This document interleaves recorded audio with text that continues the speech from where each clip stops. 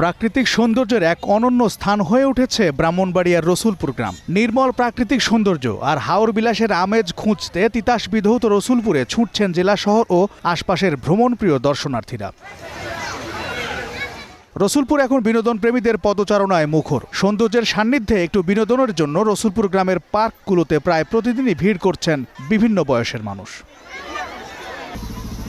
দর্শনার্থীরা জানান, বছরের বেশিরভাগ সময় কর্মব্যস্ততা থাকায় পরিবার নিয়ে ঘুরতে যাওয়ার সুযোগ হয় না। ঈদের ছুটি পেয়ে তাই ঘুরতে এসেছেন তারা। অনেক এনজয় হয়, অনেক ভালো লাগে, আমরা যাইতে ইচ্ছা হয় না। বিনোদন কেন্দ্রে দর্শনার্থীদের নিরাপত্তা ও সুবিধা নিশ্চিত করতে নেওয়া হয়েছে নানা উদ্যোগ। তবে অতিরিক্ত ভিড়ের কারণে ভোগান্তি পোহাতে হচ্ছে বলে জানান দর্শনার্থীরা। অনেক মানুষ সমাগম হয়, অনেক ভালো লাগে। আসলে নিরাপত্তা আছে,